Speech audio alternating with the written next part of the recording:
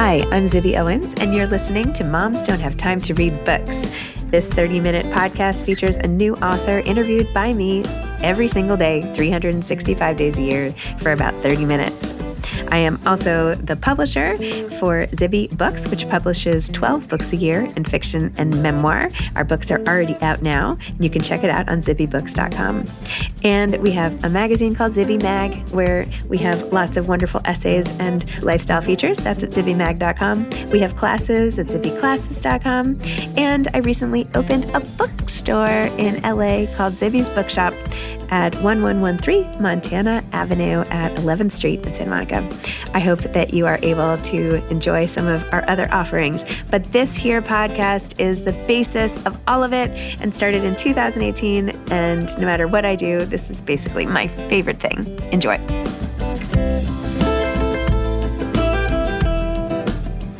TJ Newman is the author of Drowning, The Rescue of Flight 1421, a novel. TJ is a former bookseller and flight attendant whose first novel, Falling, became a publishing sensation and debuted at number 2 on the New York Times bestseller list. By the way, my son loved this book. The book was named a Best Book of the Year by USA Today, Esquire, and Amazon, among many others, and has been published in more than 30 countries. The book will soon be a major motion picture from Universal Pictures. TJ lives in Phoenix, Arizona. Drowning is her second novel, and I was so lucky that right before this interview, you'll probably hear it after, I realized she lived in Arizona, and we made a plan to get together, and she ended up coming to this dinner party I was invited to, and she is just as wonderful in person as you would think in this episode, so enjoy. Welcome, TJ. Thank you so much for coming on Moms Don't Have Time to Read Books to discuss your latest book, Drowning. Oh, it's such a pleasure. Thank you so much for having me on. Oh, I'm so excited. I made the mistake of starting to read this on an airplane. And I was like, it's totally fine. I know it's coming. I can read it on the plane. No worries. And then I was like, no, this is not going well. People say that all the time. It's like, oh, I've got a trip coming up. I can't read it. And my thought is always, well, I wrote these books, my first book and now this one, like I wrote them on planes. I feel like it's like being on like a Disneyland ride, you've got like the sounds and the smells and the feeling, the turbulence. It's sort of like the even more immersive experience. It's true. It's like a virtual reality book. Exactly. In fact, we should advise people only read it on planes. Exactly. If you want the real experience, if you want the edge of your seat, literally experience. Oh my God. It'll make the flight go faster, right? It absolutely did. Yeah. I was so blown away by your mechanical knowledge of the plane. Like, everything about like every piece of equipment. And I know you were a flight attendant to start, but that doesn't necessarily mean you're like, I don't know. Do you know what I'm talking about? I do know. You go into a lot of details of the plane and machinery and how everything works and all of that. Thank you. Yeah, it's, I think it surprised a lot of people with my first book, Falling, that sort of behind the curtain look at the world of flight attendants. And I don't think a lot of people realize that flight attendants are first and foremost safety professionals. If you could see the training manual that we use and that we carry with us on our trips, it's like an 800-page document that we have to know backwards. So, all of that foundation of my experience as a flight attendant, I flew for 10 years. It's really fun to now put it into this sort of big, fictitious world and have those two worlds kind of come together. With regards to the piloting side of things and the actual, mechanics of flying an aircraft, I'm not a pilot, but I became very close friends with, a lot of pilots after flying for a decade. And I would call them and I would consult with them. I call them my phone-a-pilot friends that I call and ask questions to about, like, okay, so if I wanted this to happen, then what if I did this? And they would walk me through sort of the mechanics of how to make the scenario of the book happen. It's so crazy that flight attendants are such safety experts, know so much, are in charge of your lives, and yet people are like, can I just have some more Diet Coke? Do you know what I mean? Like, it's so misaligned in terms of expertise and how they're deployed in the plane. It's like, oh, have the ambulance drivers like hand out like lollipops in the waiting room or something, I know exactly what you mean. And it's this weird paradox of if you never see a flight attendant doing their job, that's a great day. Because what you typically see a flight attendant do is service, which is a service that we provide. That's not what we're there for. We love bringing you a Diet Coke. We love bringing you your chicken entree. We love, passing out the pretzels. We love that because it means we're not doing what we're actually there for, which is attending to a medical emergency, attending to a mechanical crisis, attending to any sort of crisis, because we are there first and foremost as safety and security professionals. That's just it. Full stop. That's the end of the story. And so it's been really validating for an industry that I love so much so that I've written, several books on the industry because I find it so fascinating and wonderful to hear that nod of respect to a position that is all too often dismissed and not seen for what it is. How much training did you go through yourself, and how much recurring training? Is it like doctors where they have to get recertified all the time?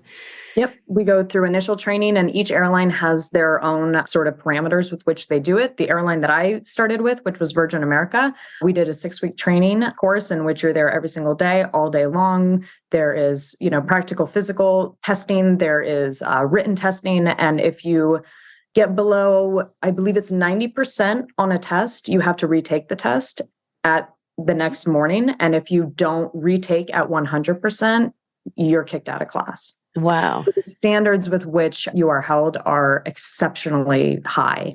And then every year we do an annual recurrent training, which is a multi-day course in which you come together and get retested on everything in your manual to make sure that you are current and up to date with what you need to know. Interesting.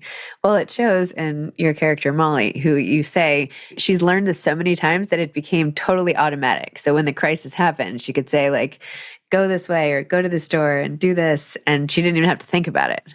Exactly. That's the entire point of the way that flight attendants are trained, which is how a lot of safety professionals are trained, is so that those procedures in the event of a crisis, they're there. You can be thinking about and focusing on other things that are the extenuating circumstances of that particular situation because everything else is hardwired. You're on autopilot. You don't even have to think about it. You're screaming, your commands, you're showing people where to go while your brain is somewhere else. So in structuring drowning, you have all these different characters in every seat, which is fascinating because I'm always wondering what the backstory of every person on an airplane really is anyway, right? Like what is up with them and how are they related and like, what's their story, right? Do you just wonder You'd that? make a great flight attendant. I always said it was like a job where I was paid to be a professional people watcher because that's where these stories come from is for 10 years, I would sit and look out at these passengers and think, what's their deal? Why are they, they seem to be fighting, or what is that person traveling to? It's a never ending source of potential. Yeah. With a constantly rotating cast. Yeah. Really fun. But how did you narrow it down? Like, how did you decide which roles would be filled by who? Like the blue polo shirt guy here and the child traveling alone. And do you know what I mean? Like, how did you figure out who did you want to star in your movie and also your book? I guess. That's really interesting. I've never thought about how I came to each character's, why they were there. But I guess, these are all characters that I flew with. I took care of unaccompanied minors for 10 years. And in the back of my mind was always that protective position of, gosh, if something goes wrong, in the unlikely event that something goes wrong, I'm responsible for that child. And, your protective, maternal instinct really kind of takes over and you realize this is going to be tough because I'm going to be also responsible for everybody else on this plane, but this little child is also with me. And so I wanted to put that into this story, and it has a nice mirror component in the story in that there is another little girl on the plane, but her father's there. And the way that they all the 12 passengers who are inside the plane at the bottom of the ocean, they take on a family component and they take care of each other and, they look out for each other. And they also, like a family, they also fight and have competing agendas and have ulterior motives. So I always described a plane as like a classic bell curve, right? Like on every plane that you fly on, you're going to have sort of a little bit of a sampler platter of all cross sections of humanity. And I just narrowed that bell curve down to 12 people and kind of said, well, what are the different spectrum of people that you would run into in a situation like this? And the book really is also, and this is why I'm so fascinated with, because I did the same thing with Falling. And I sort of realized after I wrote the second book, I'm like, oh, I think this is kind of my thing right now is ordinary people in extraordinary circumstances. And I'm fascinated by, just like you said, when you're on a plane and you're looking at the people and you're trying to do that Rorschach test and figure them, what would these people, like you, like me, ordinary people in an extremely heightened situation, what do we do? What do we do? And I'm fascinated by what the answer is to that, because I think we all discover parts of ourselves that we didn't know were there when we're in hot water. And I'm fascinated by that. Yeah. Even like people who froze, like the people in the book, you don't know what they were going to do. They either froze, or the people who were pushing people out of the way, or, and shock plays into it too, right? When you're in things like this, and then Will like stepping up and being the total hero in like all of his knowledge and like, this is what we're doing. Like, who would I be like that? Maybe. Like, I don't know enough, but I do like controlling things. That's exactly it. That what you just said is exactly it. Would I do that? And I think that that's why it's been so lovely to see. And I think that that's why with both of my books now, people relate to them in a way that's a little bit closer than other big, action thriller books like this, because there is that component of I'm placing myself in that. Like, I love to read a book or see a movie about, an astronaut in outer space, but I'm not going to space. You know what I mean? Like, that's not in the cards for me. So there's a little bit of distance there, but I'm on a plane all the time, and so are you. And so when people read these stories, I think the psychic distance between the character's experience and your own, it closes in. And I think when you can overlay your own personal lived experience on a story, for me, it just enriches it. It just makes it better. And I think it's a natural gateway to exactly what you said, Zibby, which is, well, what would I do? I don't know. If I'm in a situation like this, how would I react? And we don't know. So it's fun to kind of live that experience through a lot of different people and see how they do it, and sort of try it on for size safely from, the comfort of your couch, where you can just put the book down, or, if you want to. It's a fun exercise. Wow. Back to the screen adaptations that we were talking about. So what is the latest with Falling? Drowning just sold in this massive deal. You must be so excited. It was all over the news. So where are you with all of those, and how are you balancing all of it? And I'm assuming you're already writing new books. Like, how are you dealing with everything? Sleep is a fun concept that I remember from a past life, I think. Sleep, I haven't heard that name in forever, but it's been incredible. I'm still reeling from the entire experience of the film sale for Drowning. It was a week-long process where I was on Zoom calls with people like Nicole Kidman, which is absolutely insane. My agent called me, and it was like, sometimes he could only call for like 30 seconds because everything was happening so fast. And he called me and he's like, get ready, 15 minutes, you might be on a Zoom call with Nicole Kidman, get ready. And then just like hangs up. And I'm standing there with like the phone to my ear, like, like the Nicole, what? And Zibby, I feel like you might appreciate this. The first thought that came to my mind was, I have to wash my hair. I was literally just going to say, did you like run to do your makeup? Like, what is the first thing you do after that?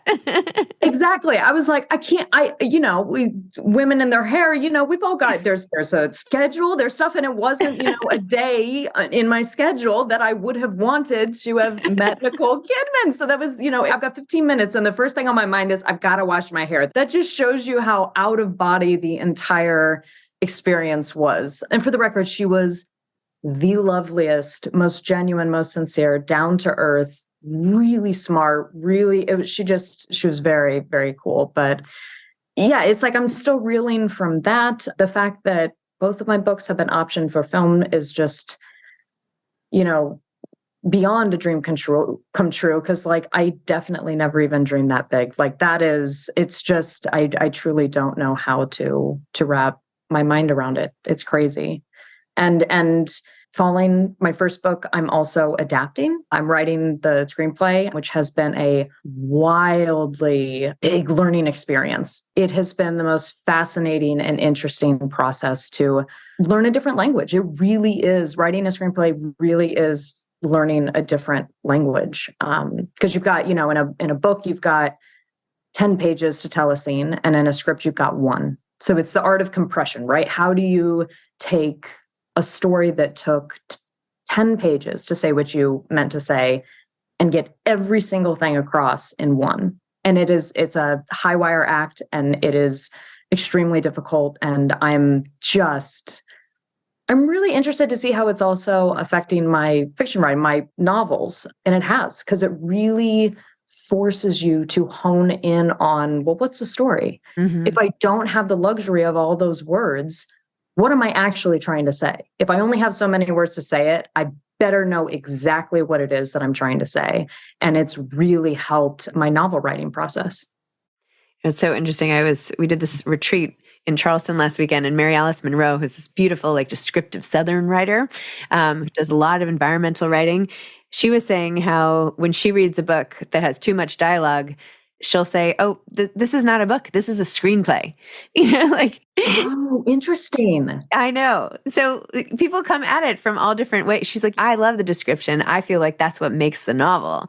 She's like, "But many novels now, because of attention spans and what people want, have far less description than they used to." So she said she's actually scaled back on her description a bit. Interesting. And to that point, she's exactly right. And they're totally different mediums. And I think that's why, there's so often this conversation of like, oh, the book is better than the movie, or, the movie's better than the book. And I think that some of that is that there's things that work in a book that just won't play on a movie, and vice versa. Yeah. And that doesn't make one better or worse. It's just a reality of the medium in which the story is being told. A film is to sound, on the nose, it is a moving picture. Mm-hmm. You are only aware of what you are told and what you see, right? Is a moving picture. Whereas with a novel, you get into those beautiful descriptions. You get to get into the skin of the character and know their thoughts. Whereas unless in a movie, a character says, "I am thinking this," you don't know what they're thinking. Yeah.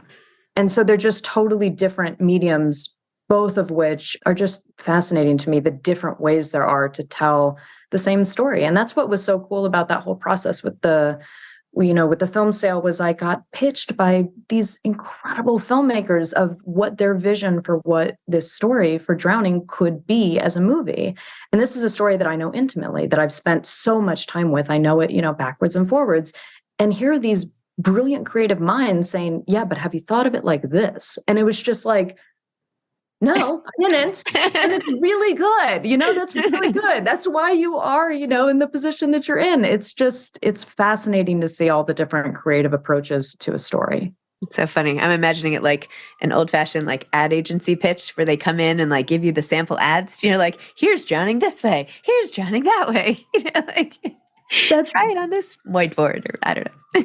That's what it was. And it was so inspiring to see these people. It made me want to work harder than I've ever worked, just to keep having opportunities like that, because it was just so inspiring to see these people come up with such incredible ideas like that. And they were all varied, and everybody had, a passionate pitch, and it was a nearly impossible decision to make. Never mind the fact that I had to convince myself every single day that it's like, okay, this is actually happening, and you should, you know what I mean? There's that disbelief that's like, I just can't believe any of this is happening either, but I don't have time to deal with the emotional disbelief and imposter syndrome. It's like, no, own it, own the moment, lean into it, and just go, which is not always, we don't win every day that. So do you have others in this series? Like, are you going to keep doing different flights, or how are you what's your plan here? I'm loving working in this space, and both novels are standalone novels. The only character that carried over, which I wasn't even intentional, I sort of just realized it after the fact, was the airline that these incidents have happened on, this completely fictitious airline, coastal airline. that these terrible things happen to their flights. That's it. Everything else is separate. So I've got a few more stories that I do want to tell. I mean, you don't work in an industry as fascinating and incredible as aviation for 10 years and only walk away with a couple good ideas. So I've got a few more ideas. I'm not surprised. I know I was thinking like, what are they, what ing word will they be? Will they always follow this, at least naming convention or, I don't know. Anyway, I won't give you my bad ideas of other titles, but. Not my own. I told my agent, when we were in the process, and this, when you hit a point in the process where you're tired, the characters aren't behaving as you want them to. You don't know how they're going to get out of this situation. Everything was just I don't have an answer. And I told my agent, I'm like, the next book is called Napping. And people taking a nap and then going for coffee and just sitting around having chill conversations. That's it. That's the book, because I was just over it. So funny. You should do something with that. Make it a little magazine. Do a gift with, I don't know, an insert. It's so funny. It's a Mother's Day special edition of napping. That's what you should do. Yeah. Hurry and get it out. When you were little, did you want to write? Was this a lifelong thing, or it just came from the things you saw and then need to get them down in some way? Oh, absolutely. I'm a voracious reader. I've read and wrote my entire life.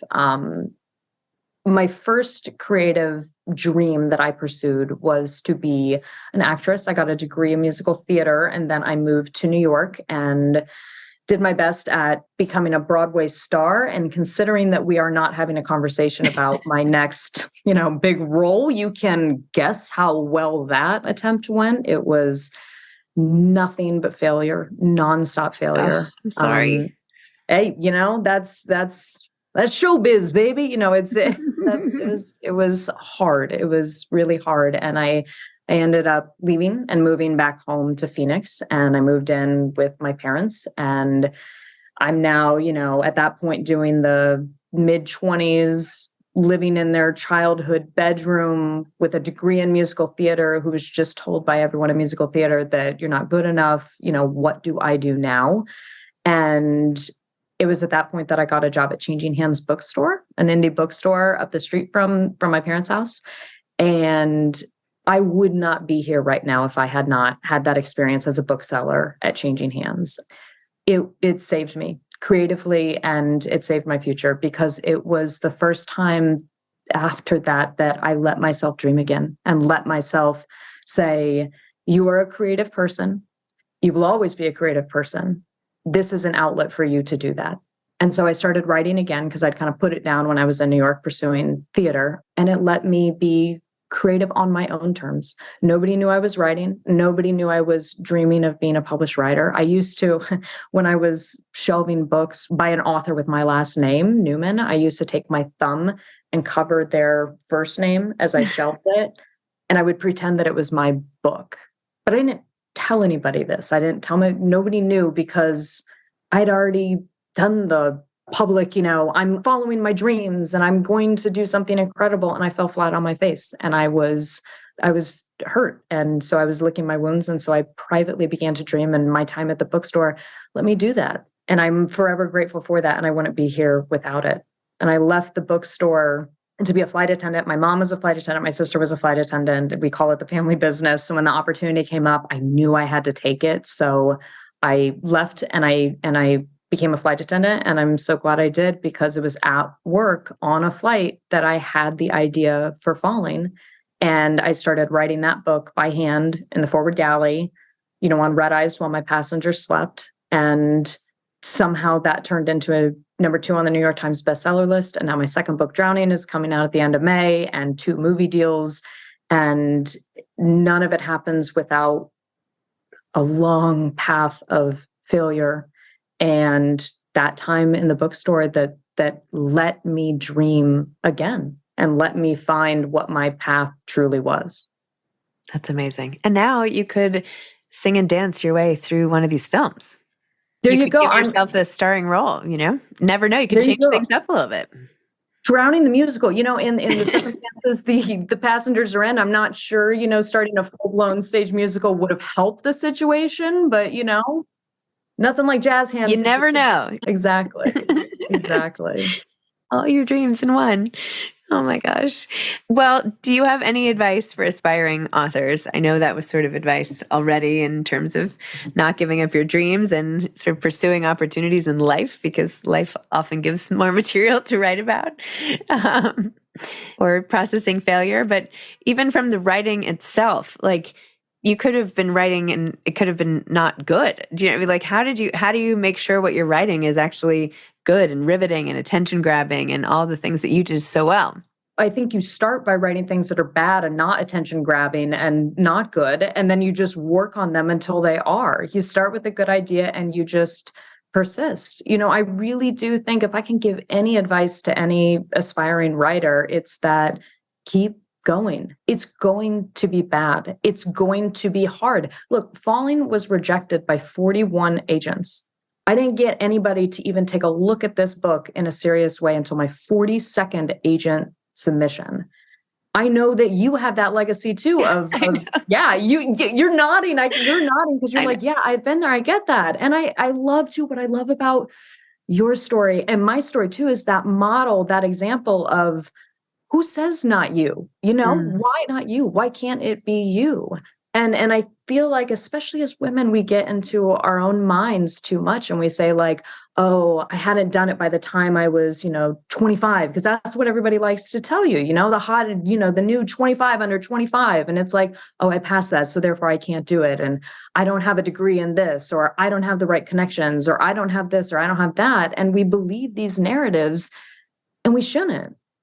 I didn't know anybody in publishing. I didn't know anybody in film. I didn't know how to do it. I didn't know anything about anything. I literally bought a book called The Essential Guide to Getting Your Book Published, and I read it and followed the directions. And along the way, it was nothing but failure and rejection, just like you. And, but we're here. And I think it's because we just kept going, reinventing ourselves. The podcast was kind of out of nowhere. And now look at what it's grown into. Oh, thank you. I mean, by the way, do you have the same 24 that the rest of us do? Because I don't know how you get done everything that you get done. When I look at your Instagram, I'm just like, does she have a time turner like Hermione Granger? Like, how is she doing this? I'm so impressed. Thank you. I do have a team that helps, but not with the podcast, really. Although that's not true. I guess with the descriptions and stuff. But yeah, I don't know. We all are just doing our best and hustling and trying to, use what opportunities come our way. I don't know. I'm excited. Like, it's hard to stop. I think that's exactly it too, is like, use whatever opportunities come your way. It's like, you exemplify to me a person who, when opportunity comes, you grab it with both hands. And it may come from an unexpected place. It may be, a podcast that you weren't thinking and now it's grown into this. Or it may be, for me, like an idea that I had in a galley on a plane that is now turned into this. It's like, find that spark where you go, ooh, that's something. And then grab it with both hands and don't let go. Hang on and don't let go. Surround yourself with a team, like you said, people that believe in you, and just keep going. You're inspiring me. I got to go do something else now. I'm going to go. Dude, I'm not sure that's possible, but boy, if anybody could, it would be you. Gosh. You're so sweet. You're so sweet to even know what I'm doing. And I have so much respect for you. And yours was one of, I think, 3 books I gave my teenage son who was like, I don't feel like reading. I was like, you're not reading the right stuff. You're just not reading the right books. You have to find the right book. And when you do, you won't be able to put it down and you will love reading. And he loved your book and couldn't put Falling down and was like, oh my gosh, you're right. Like, it was awesome. It was amazing. And he got so into it. And then he started reading the other books I gave him. Oh, I'm not even kidding. I'm not kidding. You have made my day. I feel like there's the 2 stamps of approval that I really, really cherish is like the teenager stamp of approval who's getting into reading and the father-in-law stamp of approval. Those are the 2 that I feel like people say that I'm like, okay, that's a hard to reach demographic. That's a very difficult reach demographic wise. So that means the world to me. Tell your son, thank you. Thank you. That means so, so much to me. I will give him now that I'm done, I'll give him this one. All right. Well, that was so much fun. You're not still in Phoenix, are you? Where are you based now? I am still in Phoenix. Yep. Oh, I'm coming there on Saturday. On this Saturday? Yeah. I'm going to the Mom 2.0 conference. Do you know about that? It's in, and my mom lives in Carefree outside Scottsdale. I don't know about the Mom 2.0 conference. What is that? Oh my gosh, you should be speaking at it. Well, I wonder if they have room. I'll put you in touch with the founders, like all these influencer moms and marketers and brands and all of this who come together and have panels and keynotes and dinners, and you should be a part of it. It's so fun. I would love to be. Yes, please. This sounds amazing. Okay. Yeah. It starts Sunday night and it ends Tuesday, but I have like a panel Monday afternoon and then I'll fly back home, but I'll be there for Sunday. I'm going to put you in touch. Yeah. Oh, I would love that. I would also love to see. I'm so excited to come to the store at the end of my tour. I'm so glad you made time for that. Oh my gosh. I was flipping out. I'm so excited. Oh, of course. Of course. I'm just so excited. The shop looks so incredible. And the events that you guys have put on look just amazing. You don't usually see people sort of respond quite like they responded to some of the events that I've seen at your store. So I can't wait to be there. Thank you. All right. Well, thank you so much for coming on. Thanks for listening to this episode of Moms Don't Have Time to Read Books. Don't forget to follow me on Instagram at Zibby Owens and at Moms Don't Have Time to Read Books. Also sign up for my newsletter at zibbyowens.com and sign up for my virtual book club and meet lots of authors on Zoom every other week. Thanks so much to Steve and Ryan at Texture Sound for the sound editing. And thank you to Morning Moon Productions for providing this fantastic intro and outro music.